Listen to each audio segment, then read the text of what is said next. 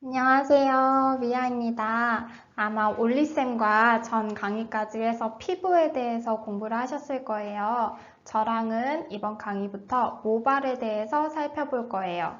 피부랑 모발에 대한 내용은 4단원에서 처음 나오는 부분이니까 조금 더 신경 써서 공부해 주세요. 먼저 모발의 특징에 대해서 살펴볼게요. 많은 분들이 알고 계시겠지만 모발의 주성분은 케라틴입니다. 그래서 모발에 사용되는 제품들의 케라틴이라는 단어가 많이 사용되는 걸 보셨을 거예요. 혹시 모르고 계셨다면 저희 교재 메모란에 참고로 적어두시면 좋을 것 같아요. 내용을 보시면 모발은 하루에 0.3에서 0.5mm 정도 자란다고 해요. 근데 이건 나이나 성별, 환경 등에 따라서 자라는 속도가 조금씩 다르게 됩니다.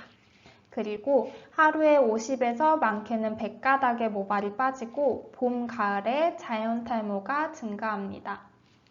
모발은 pH가 약 4.5에서 5.5로 약산성을 띠고 있어요. 그래서 산에는 비교적 강하지만 알카리에는 약하다는 특징을 가지고 있습니다. 이 특징을 이용해서 모발 관련 시술을 이루어지는데요.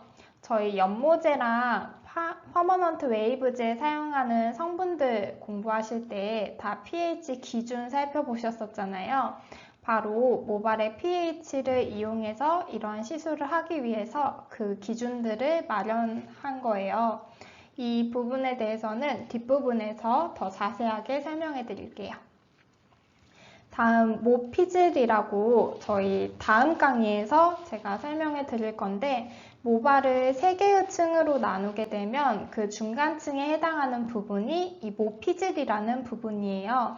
모피질은 친수성이라서 흡수성과 흡습성을 가지게 됩니다. 모피질에서 수분, 즉 물을 흡수하는 거예요.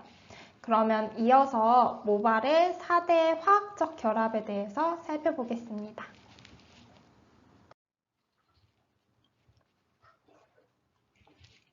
모발의 4대 화학적 결합으로는 시스틴 결합, 이온 결합, 염 결합이라고도 해요. 이온 결합, 수소 결합, 그리고 펩타이드, 펩티드 결합 이렇게 4가지입니다. 하나씩 살펴볼게요. 설명드리는 내용을 이 4가지 결합과 함께 어떤 내용인지 개인적으로 이렇게 필기해 두시면 도움이 될 것 같아요. 먼저 펩타이드 결합에 대해서 설명드릴게요. 펩티드 결합이라고도 불리는 결합인데요. 이 펩타이드 결합은 세로 결합이에요. 나머지는 펩타이드 결합에 연결되어 있는 가로 결합입니다.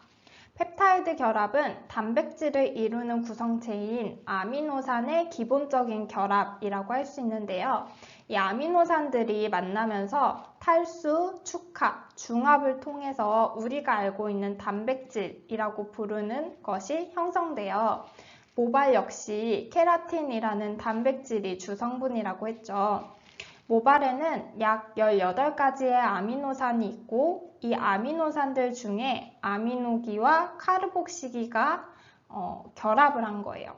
카르복시기 어디서 들어보신 것 같지 않나요?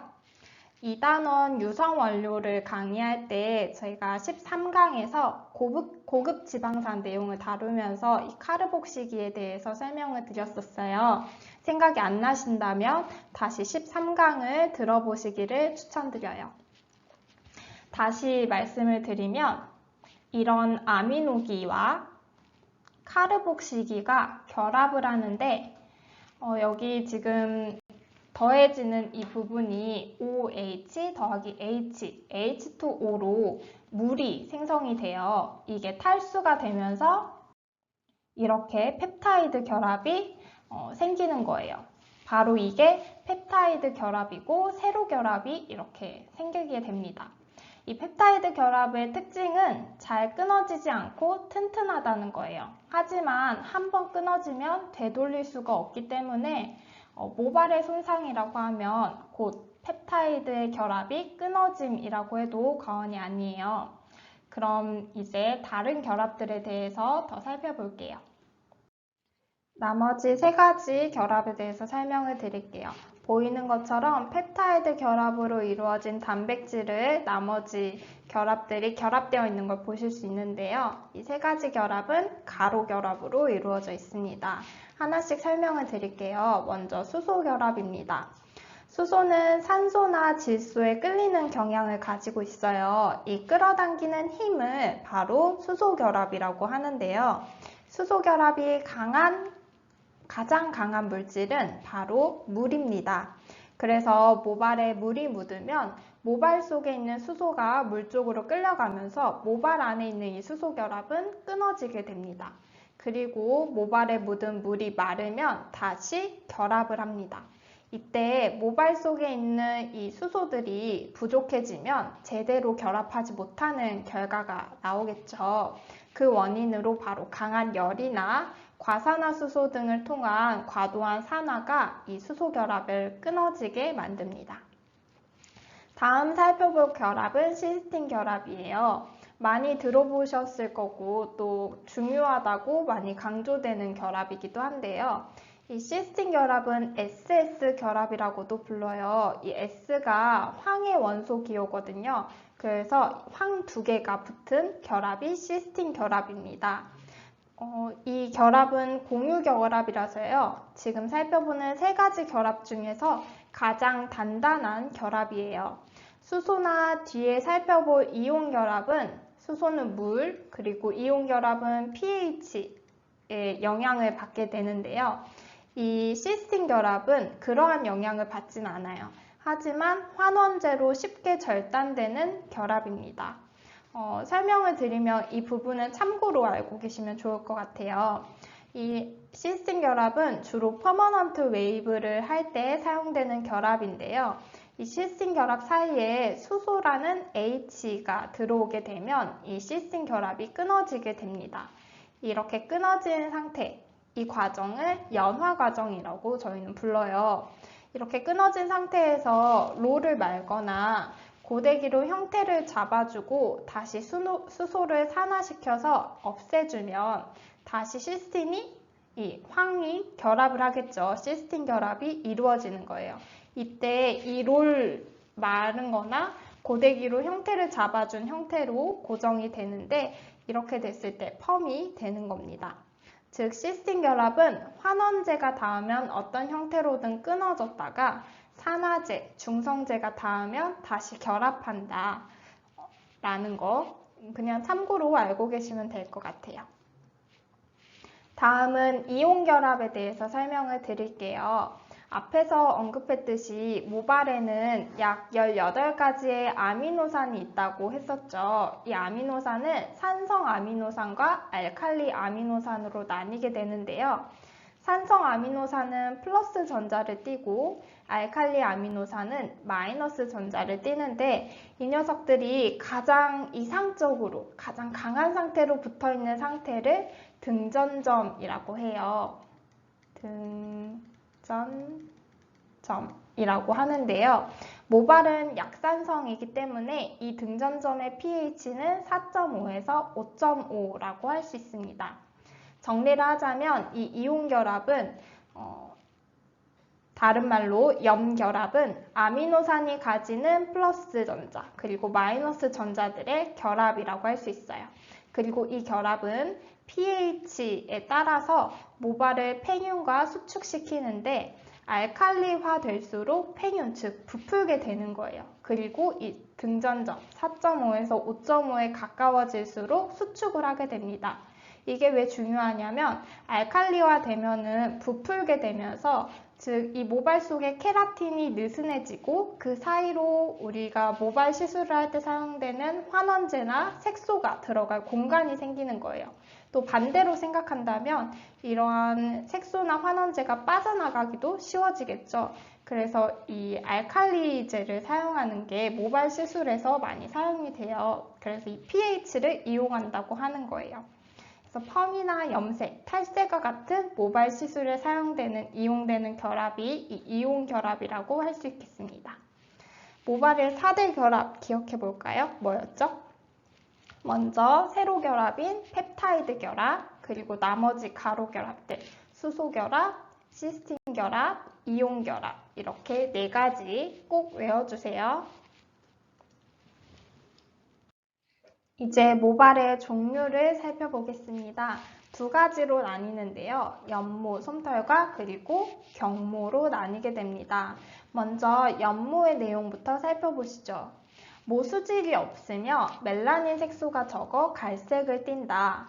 모수질은 모발을 3개의 층으로 나눈다고 했는데 그중 가장 안쪽에 위치하는 부분이에요. 그리고 연모, 솜털의 경우 90%는 휴지기를 보내고 길이가 길지 않습니다. 갓 태어났을 때 가지는 털이고 솜털은 경모로 바뀌지 않는 곳에 존재하는 털이에요. 그러면 경모에 대해서 살펴볼까요? 경모는 일반적인 모발로 연모, 솜털과 반대로 모수질이 있고 멜라닌 색소를 많이 가지고 있습니다. 연모는 성장과 함께 생후 5개월에서 6개월 후에 경모로 바뀌게 돼요. 출생 후 모발 기관은 추가로 생성되는 게 아니라 이 연모가 경모로 바뀌게 되는 겁니다. 3년에서 6년이라는 성장기를 보내고요.